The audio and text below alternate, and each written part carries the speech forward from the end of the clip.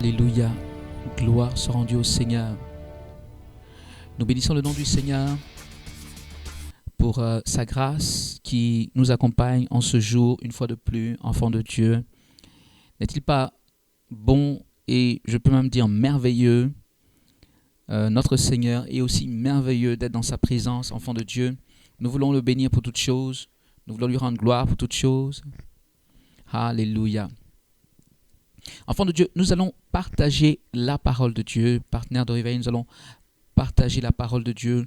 Je crois que c'est clair pour tout le monde. Beaucoup le savent. Le lundi et le mercredi, nous jeûnons. Le lundi, je ne l'avais pas rappelé, mais le mercredi, aujourd'hui, je le dis. Et j'ose croire que vous avez pu jeûner.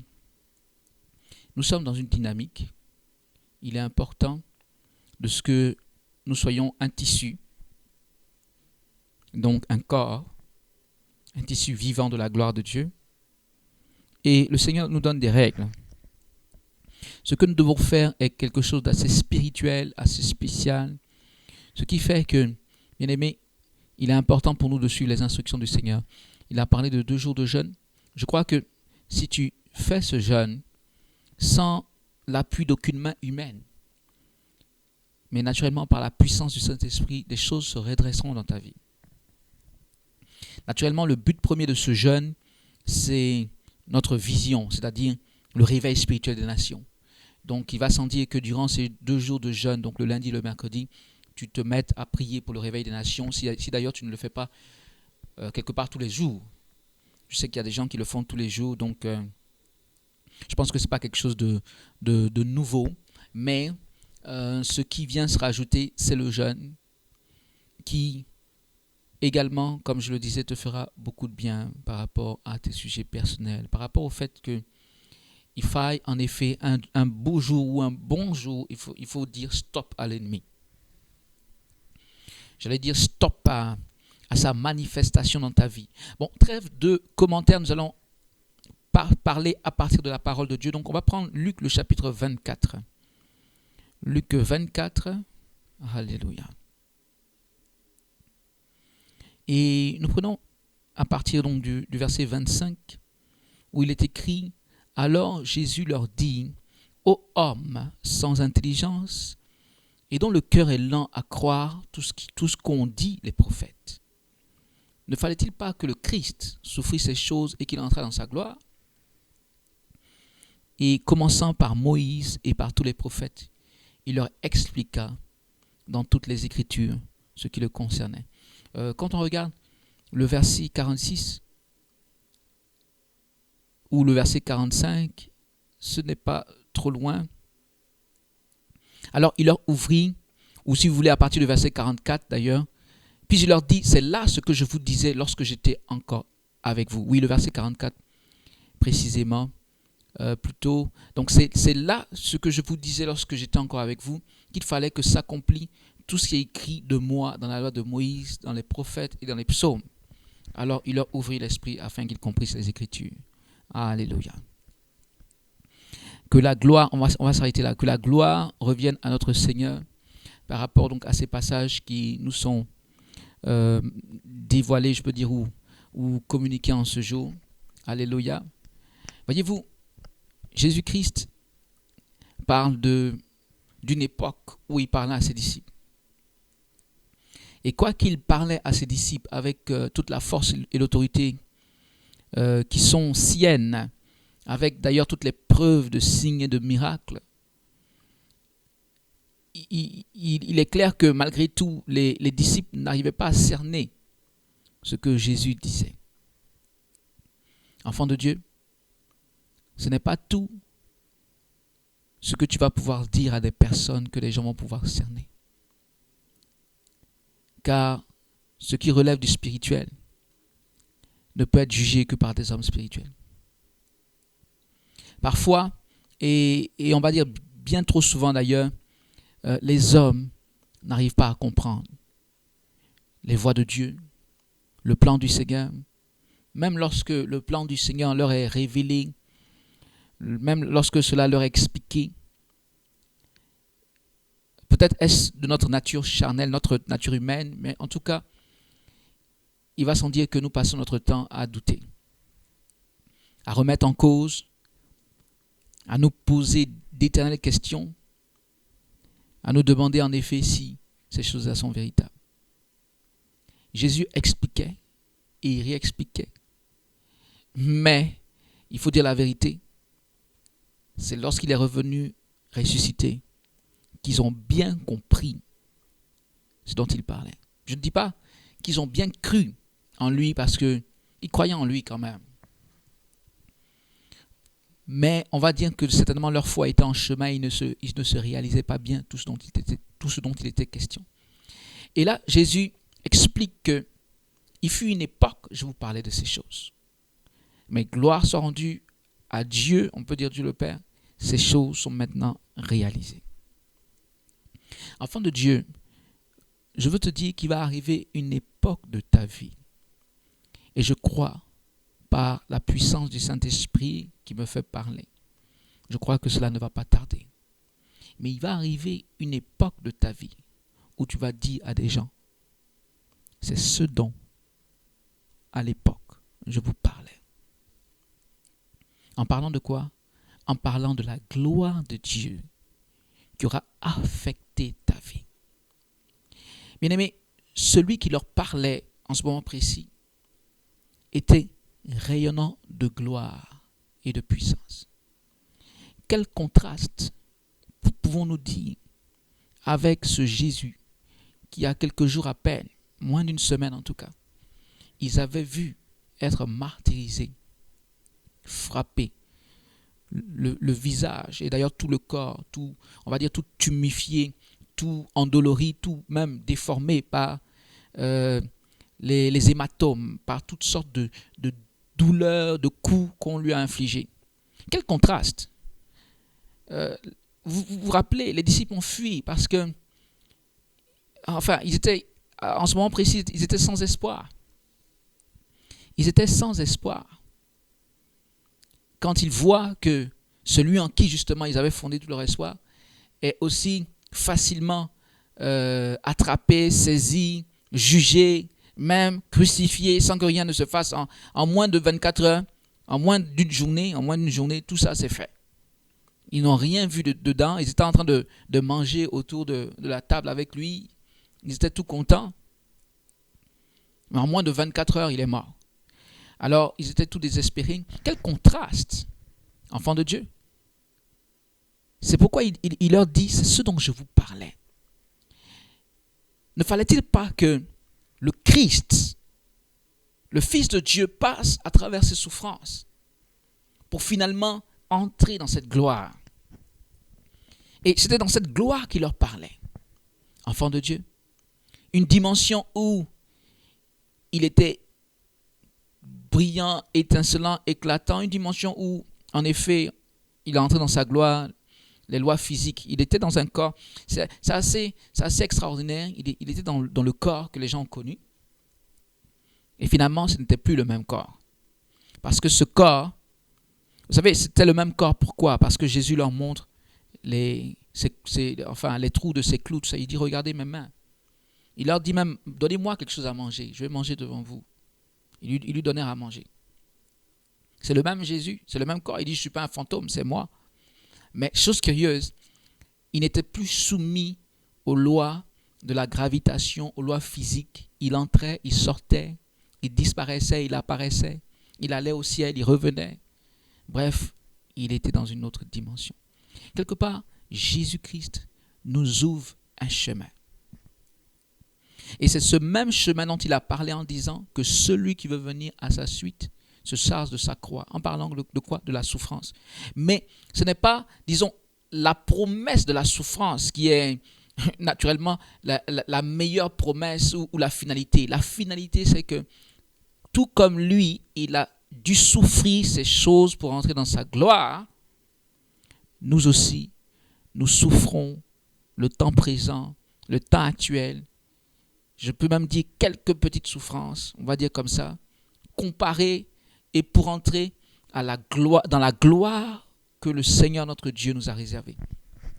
Enfant de Dieu, ta vie va prendre, je prophétise, ta vie va prendre bientôt une toute autre allure.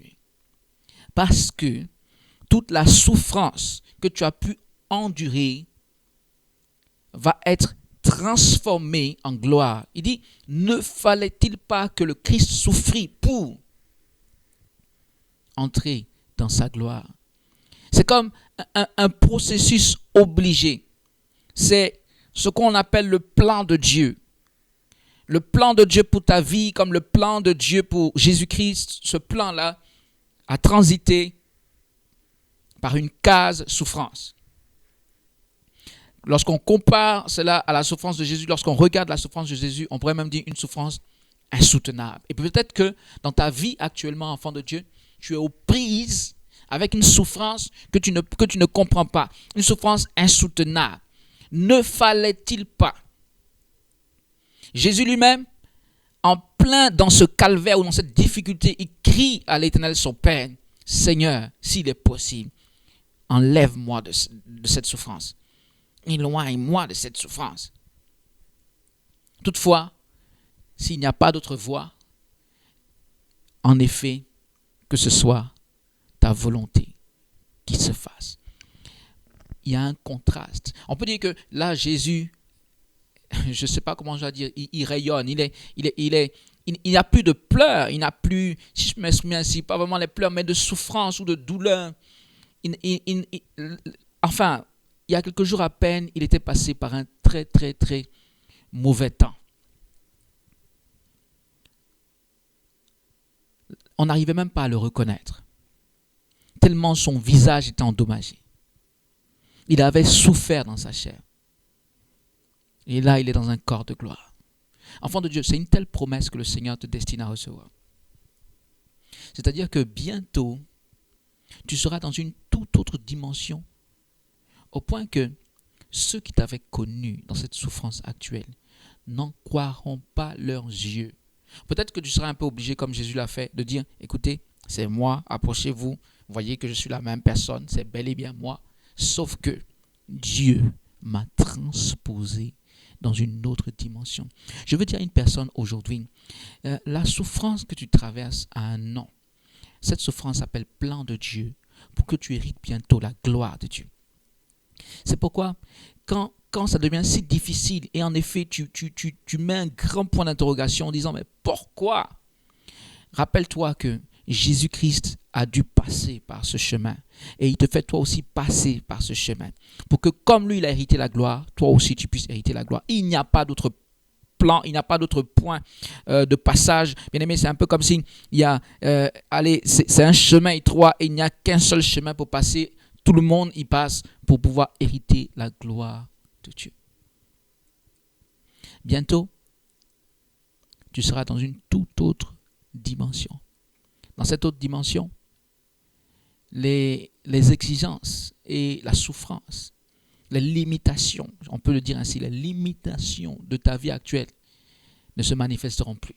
Le manque, la nudité, le dénuement, on va dire. Le dénuement, le manque, le besoin. Je parle à quelqu'un aujourd'hui.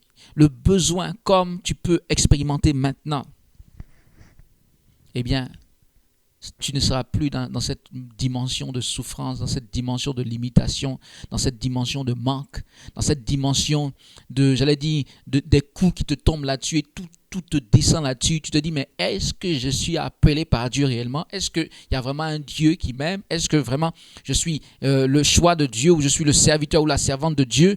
Est-ce que vraiment Dieu va combattre en ma faveur en face de tous mes adversaires qui se moquent aujourd'hui de moi? Enfant de Dieu, tu entends te dire toutes ces choses? Eh bien, je veux te rassurer. Le Seigneur est passé par là. Il voit ta souffrance. Il compatit à ta souffrance.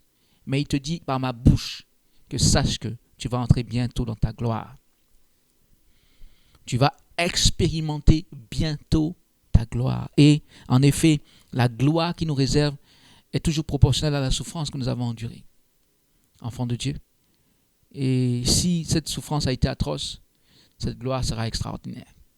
Alléluia. Quelque part, quelqu'un qui te voit souffrir aujourd'hui peut se moquer, mais il ne sait pas que il va ravaler ses moqueries bientôt. Pourquoi? Parce que toi, tu seras certainement dans une dimension comme celle qu'on appelle l'aigle en plein vol. C'est-à-dire une dimension où tous les autres sont à terre. Excusez-moi, je dois le dire. L'aigle en plein vol, c'est une dimension où tes pieds ne sont même plus à terre. Ce n'est pas parce que tu es orgueilleux, c'est parce que Dieu t'a élevé spirituellement. Dieu t'a élevé dans la prospérité même matérielle et financière. Dieu t'a élevé dans une autre dimension. Tu es dans une autre sphère. L'aigle en plein vol, il plane. Ses pieds ou bien ses pattes ne sont plus sur terre. C'est fini ça. Les autres sont sur la terre, ils sont en train de se balader. L'aigle, mighty Lord. Enfant de Dieu, je te dis la vérité. Quelqu'un qui ne te reconnaît pas aujourd'hui, demain il va te chercher, comme on dit chez nous, il va te chercher avec torche. Mais il ne va pas te trouver. Pourquoi? Parce que tu seras inatteignable. Parce que tu seras dans une autre dimension. Les plus proches viendront pour dire, attends, c'est vraiment toi? C'est pas possible. Et je te dis, rappelle-toi cette prophétie de ce jour, tu leur diras, c'est ce dont je vous parlais à l'époque. Mais vous ne comprenez pas bien. Dieu a couronné son nom de gloire dans ma vie. Dieu a accompli fidèlement ses promesses. Et après toutes ces années de souffrance, tous ces mois atroces que vous m'avez vu endurer et pour lesquels certainement vous avez compati, mais aujourd'hui, tu leur diras à ses proches, à ces gens qui t'aiment, qui ont de bonnes pensées vis-à-vis de toi, qui ont compati à cette douleur avec toi, tu leur diras, aujourd'hui, le Seigneur m'a récompensé. Il m'a fait grâce. Aujourd'hui, le Seigneur a accompli fidèlement sa parole dans ma vie. Donc, je veux dire à une personne que on va prier aujourd'hui selon cette parole afin que toute souffrance, enfant de Dieu, afin que toute souffrance soit maintenant retournée.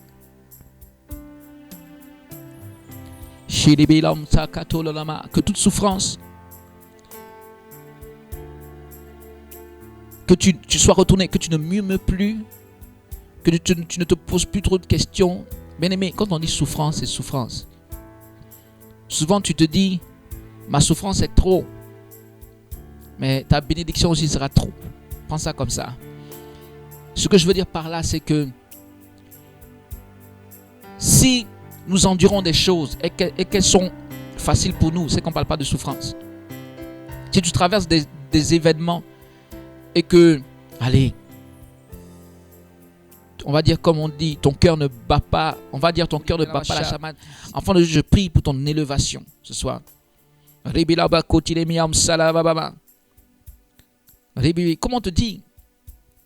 Ce n'est pas une question d'orgueil, ce n'est pas une question de fierté ou d'ambition. Si Dieu t'a promis l'élévation, il faut qu'elle se réalise. Pour accomplir la volonté de Dieu et pour la gloire de Dieu. Enfant de Dieu, il faut que cela se réalise. Je ne prie pas seulement ou premièrement pour toi, mais je prie pour que la gloire de Dieu éclate dans ta vie selon les promesses qu'il t'a faites. Et cette promesse d'élévation qu'il t'a faite doit se réaliser. Et elle se réalise aujourd'hui dans le nom de Jésus, même au milieu des souffrances actuelles. Seigneur, je prie dans le nom de Jésus. Étends ta droite triomphante au nom de Jésus-Christ, qui est ta gloire maintenant, qui est ta puissance maintenant.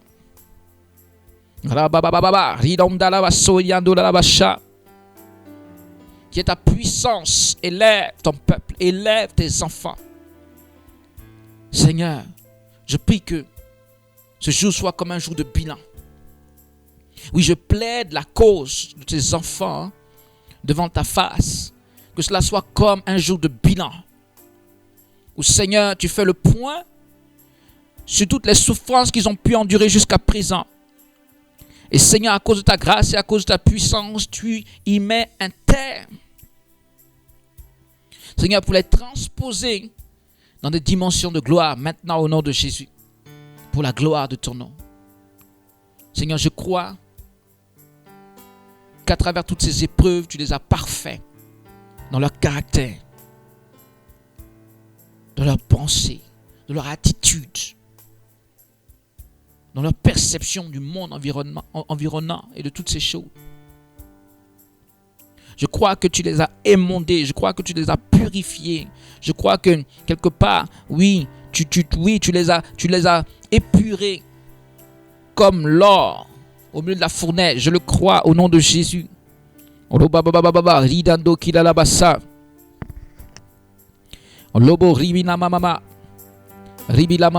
Seigneur, nous prions.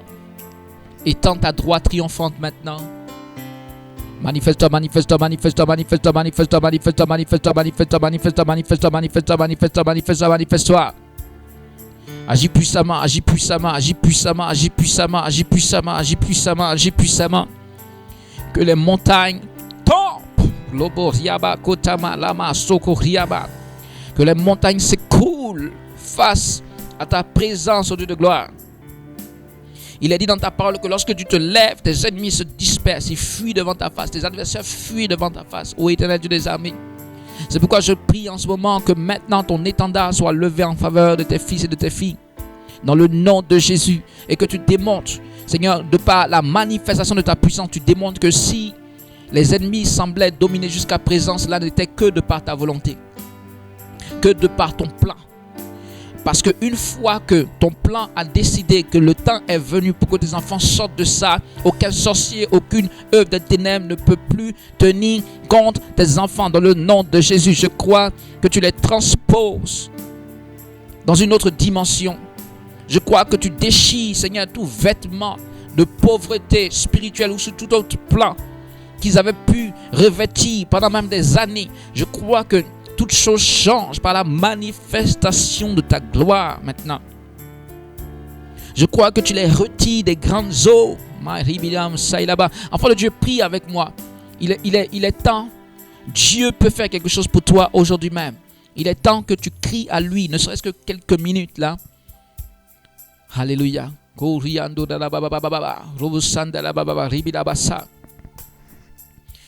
Crie à l'Éternel. Car nous l'avons dit, le Seigneur nous a rendus participants de son action à travers la prière. Notamment. Et donc la prière est un élément essentiel, important pour voir l'action de Dieu dans nos vies. Prie.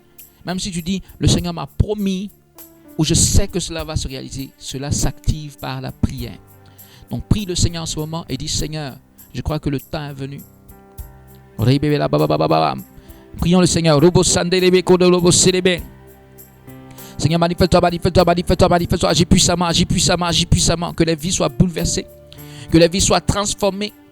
Que les vies soient restaurées. Que tes enfants sortent, Seigneur, de ces formes de trépas, de ces formes de mort spirituelle ou de prison spirituelle dans le nom de Jésus de Nazareth. Maintenant même. Au nom puissant de Jésus. Au nom puissant de Jésus. Seigneur, manifeste-toi, manifeste-toi, agis en ce jour, agis puissamment, agis puissamment, agis puissamment. Brise les chaînes, brise les verrous de fer.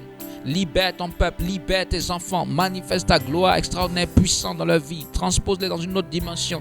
Cette dimension qui accomplit parfaitement ce que tu avais annoncé, ce que tu avais révélé par le passé les concernant. Cette dimension qui fait que, Seigneur, ça n'a rien à voir avec ce dans quoi ils étaient auparavant. Cette dimension qui fait que ceux-mêmes qui les aimaient, ceux-mêmes qui les supportaient, sont même quand même malgré tout surpris de la dimension que tu leur as donnée. Je me tiens devant ta face, je prie qu'il en soit ainsi. Manifeste-toi maintenant au nom puissant de Jésus. Agis.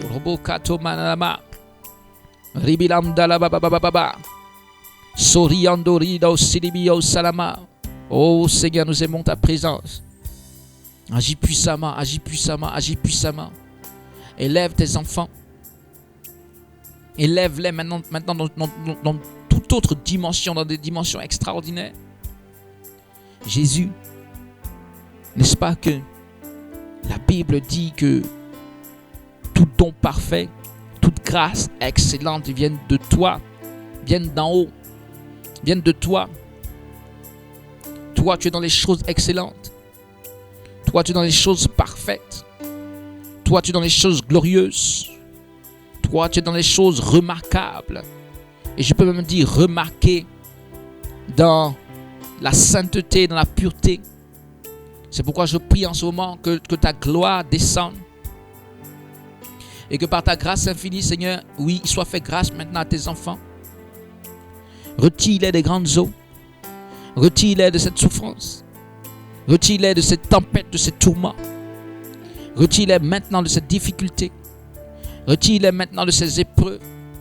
Oui, je veux déclarer au nom de Jésus que les épreuves s'arrêtent maintenant. Ce genre d'épreuves, ces attaques répétées, cette attaque perpétuelle, ces oppressions perpétuelles, ces liens qui se manifestaient jusqu'à présent comme de manière chronique ou permanente. Je déclare dans le nom de Jésus, par la puissance du Saint-Esprit, que les chaînes, enfants de Dieu, te sont ôtées.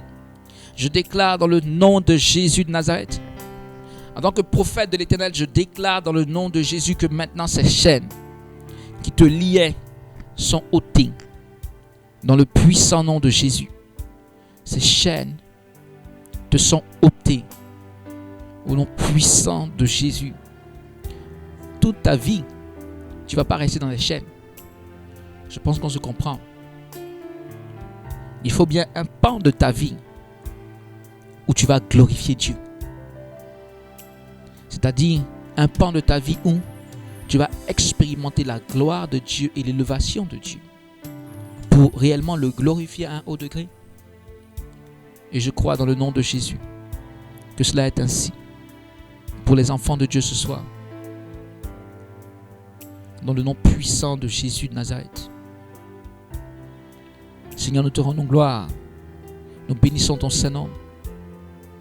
Je veux déclarer sur la vie de ceux qui me suivent en ce moment, sur ta vie, je veux déclarer sur ta vie, enfant de Dieu, que tu te lèves maintenant pour dominer et terrasser, écraser tous tes ennemis.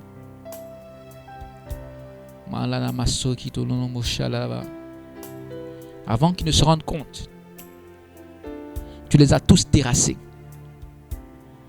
Parce que jusqu'à présent, ils te minimisent.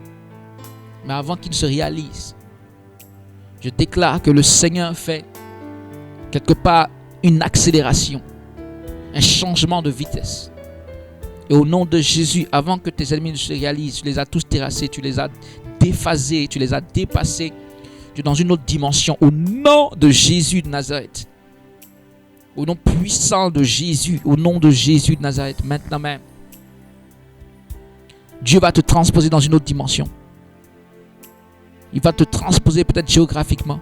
Il va te transposer socialement. Il va te transposer spirituellement. Il va te transposer dans une autre dimension, enfant de Dieu. Il va te transposer dans une autre dimension, enfant de Dieu. Peut-être que ceux qui te voyaient, demain, ils ne pourront plus te voir comme ça. Parce que tu seras dans les nations, en train de porter l'évangile de Jésus à travers le monde entier. Dans le nom de Jésus de Nazareth. Continue à prier, enfant de Dieu. Continue à prier, s'il te plaît. Parle en langue, prie le Seigneur, parce qu'il y a une action du Saint-Esprit en ce moment. Et comme l'Esprit de Dieu est là, je sais qu'il est en train d'agir donc, dans la vie de ses enfants par rapport à cette prière. Nous te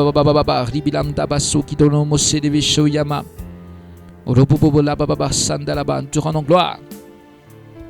Oui, Seigneur, tes enfants sont peut-être atterrés, alités, comme paralysés aujourd'hui, mais je crois que tu les transposes.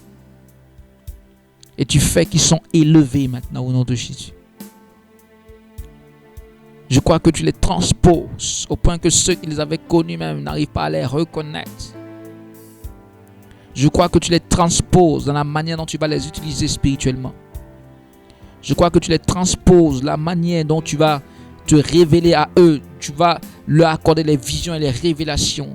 Je crois que tu les transposes, la manière dont tu vas agir à travers eux, par leur canal, dans la dimension des miracles et des prodiges. Je crois que tu vas transposer leur vie et qu'ils ne connaîtront plus les mêmes réalités spirituelles environnantes d'attaque, qui ne connaîtront plus les mêmes réalités physiques de blocage, peut-être de limitation et de pauvreté, peut-être financière ou toutes sortes de blocages. Dans le nom de Jésus, enfant de Dieu, je déclare sur ta vie que le Seigneur ouvre sa vanne du ciel sur ta vie maintenant au nom de Jésus. Et que la bénédiction coule à flot sur ta tête, sur ta vie, dans le nom de Jésus. Et prie en ce moment parce que cette bénédiction non seulement descend sur toi, mais elle s'étend aussi sur les tiens. Au nom de Jésus, demande cela au Seigneur, que non seulement cela descende sur toi, mais que cela touche d'autres personnes à côté également. Alléluia.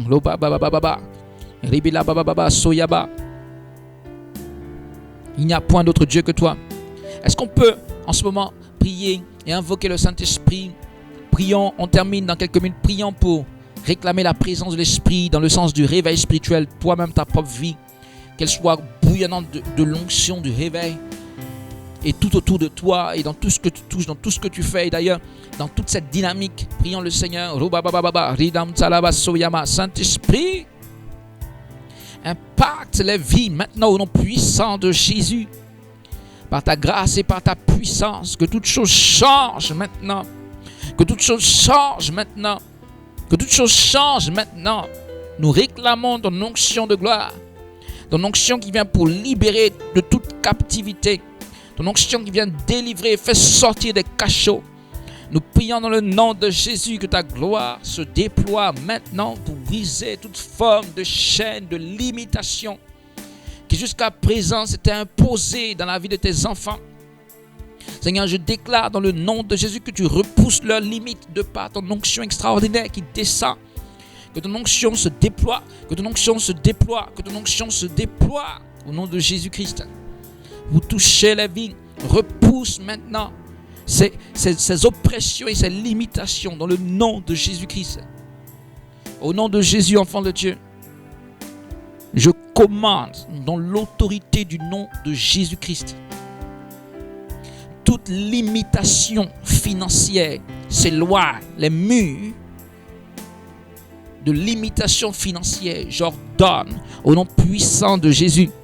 Que quelqu'un dise Amen. J'ordonne dans le nom de Jésus. Pourquoi? C'est pas pour que tu joues avec de l'argent. C'est pour que tu puisses faire l'œuvre de ton Père avec. Que tu puisses également t'épanouir dans l'œuvre du Seigneur. À vraiment glorifier le nom du Seigneur sur cette terre.